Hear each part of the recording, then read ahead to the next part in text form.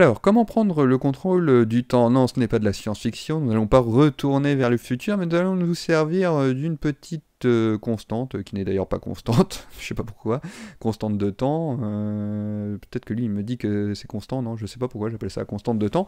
Toujours est-il que c'est cet argument-là que reçoit le Love Update, le fameux DT, le Delta Time, ou le Delta T, peu importe.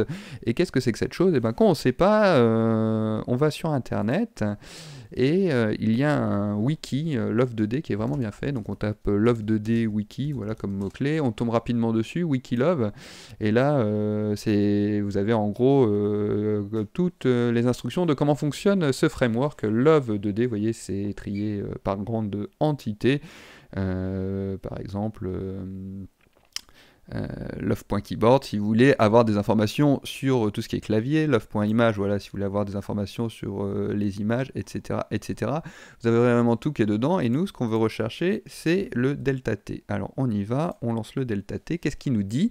Il nous dit que dt, c'est grosso modo le diminutif communément utilisé pour le delta time, qui est actuellement passé à la fonction love.update pour signifier l'intervalle de temps qui s'est déroulé depuis que la fonction donc love.update a été appelée.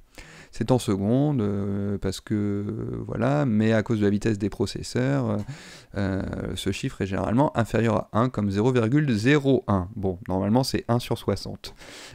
Qu'est-ce que ça veut dire tout ça? Qu'est-ce que ça veut dire tout ça? On va essayer de comprendre cette phrase, si vous ne l'avez pas compris, avec cette diapositive.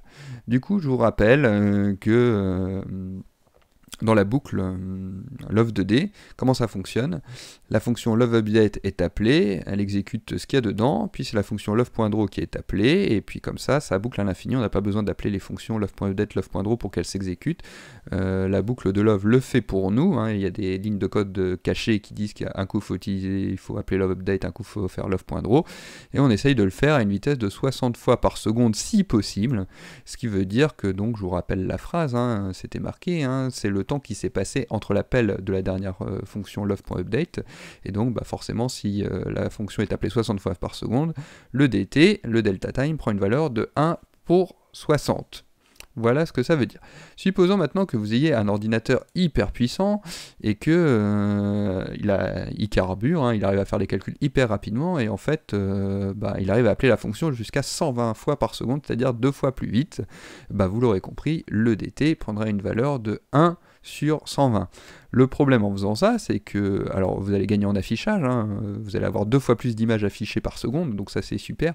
Par contre, les calculs vont se faire 2 fois plus vite, et donc votre serpent, il va se déplacer 2 fois plus vite, et donc ça va possiblement être injouable par rapport à un ordinateur qui est 2 fois moins puissant.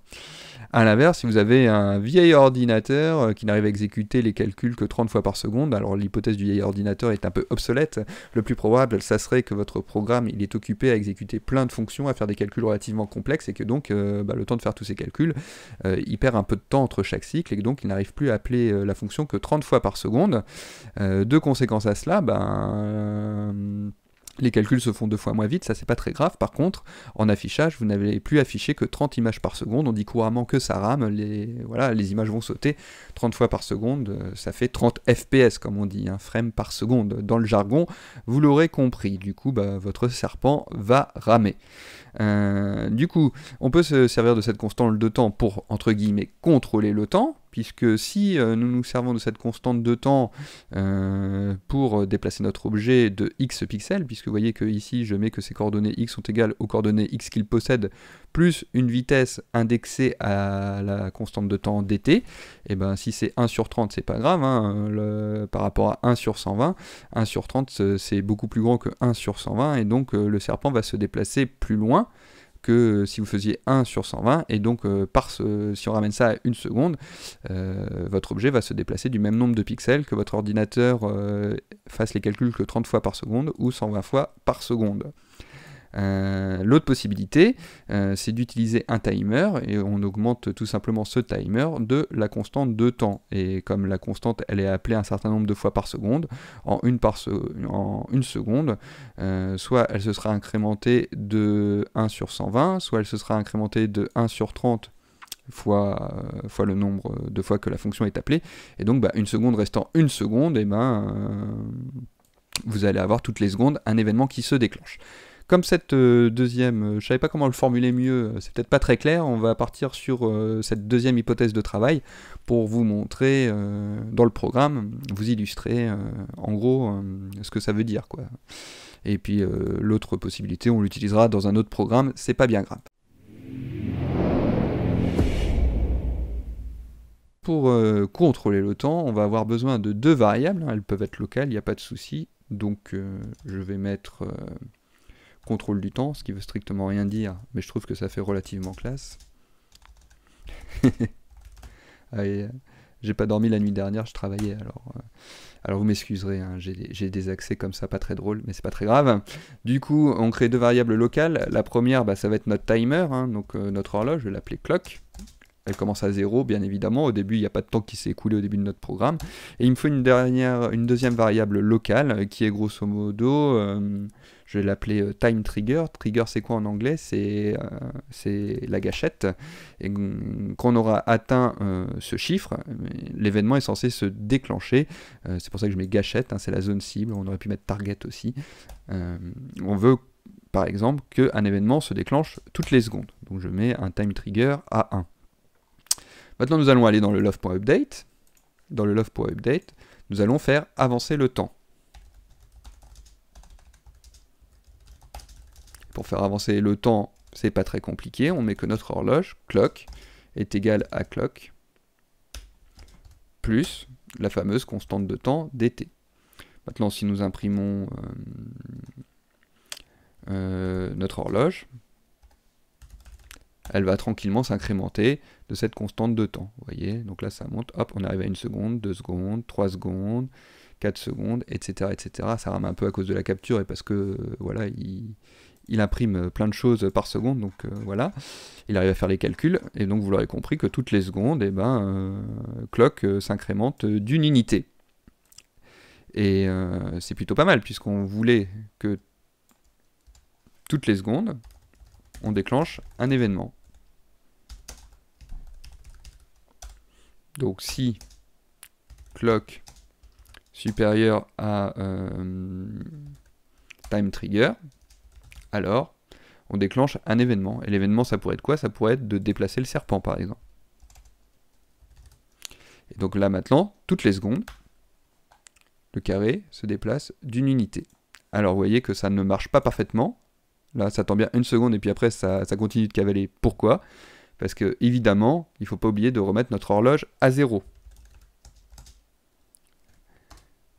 Sinon, forcément, ça perd de son intérêt. Donc on remet bien l'horloge à 0 et on attend bien que ça soit de nouveau supérieur à 1. C'était le time trigger que nous avons mis. Et donc là, maintenant, le carré va se déplacer de toutes les secondes et on voit bien qu'il est parfaitement situé sur la grille.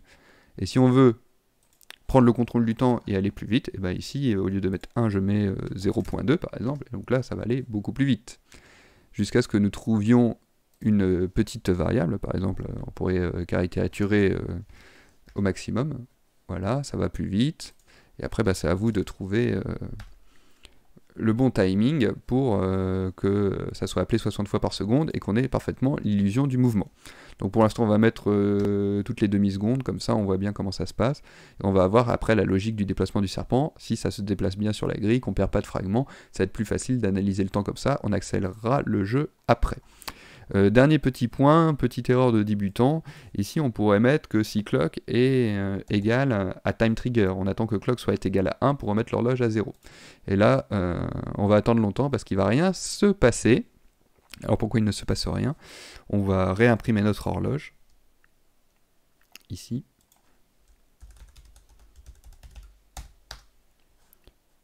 Stop, stop, stop. Et donc on voit bien que ça s'incrémente, donc ça a dû arriver à 1 au bout d'un moment.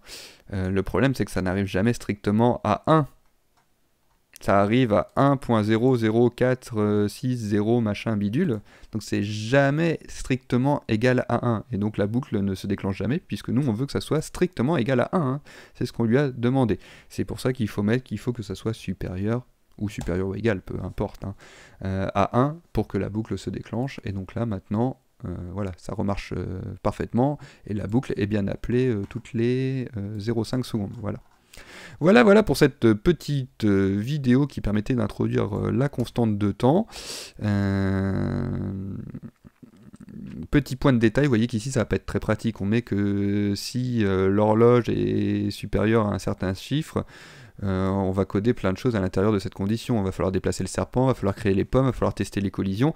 Ça va être pas très pratique. Du coup, on peut très bien sortir cette ligne de code dans une nouvelle fonction, qu'on pourrait appeler par exemple snake update. On peut très bien mettre cette fonction locale d'ailleurs, il n'y a pas de souci. Et snake update, ça va être quoi? Je vais mettre les doubles parenthèses. On mettra un argument après dedans, vous avez peut-être trouvé lequel.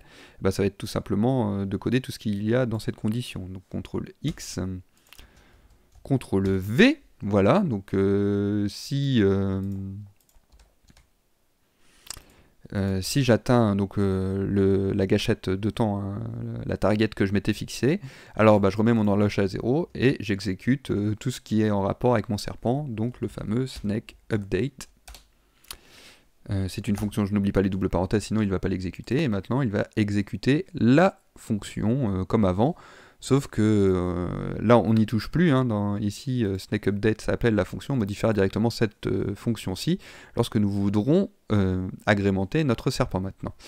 On va peut-être lui passer un petit argument à cette fonction, on va lui passer tout simplement la constante de temps, hein, qui est comprise dans le love update. Comme ça, la constante de temps, on l'envoie à la fonction snakeUpdate, elle le récupère ici comme argument, donc évidemment c'est la même chose, et peut-être que plus tard, ici, on aura besoin de se resservir du delta time, donc autant le passer, ça évitera de l'oublier, et on pourrait très bien être amené à s'en resservir dans notre fonction snakeUpdate. Voilà, peut-être qu'il faut faire comme le booléen, hein. Peut-être qu'il faut coder ça directement dans la fonction, mais je trouverais ça moins logique. Ici on comprend que voilà, on est en rapport avec le temps et avec un déclenchement d'événements. Je trouve que c'est pas mal de laisser ça comme ça dans l'update et de pas le mettre dans le serpent, surtout que là c'est snake update, mais peut-être que je vais créer une autre fonction qui s'appellera apple update pour la logique des pommes, là, lorsque le serpent mange les pommes. Donc je trouve que c'est pas mal de laisser ça comme ça, mais je ne me fais pas de soucis. Will me laissera un petit commentaire et me dira ce qu'il en pense. Voilà. Allez, c'était GZ83, je vous fais plein de bisous, désolé si la voix était un peu monotone, mais j'étais un peu fatigué aujourd'hui. On essaiera de faire mieux la prochaine fois. L'essentiel, c'est que vous ayez compris, et moi j'adore cette constante de temps, et ça me tenait à cœur de vous la présenter. Allez, on va avancer dans le programme, c'est promis. Maintenant, nous allons déplacer le corps de notre serpent. À très vite.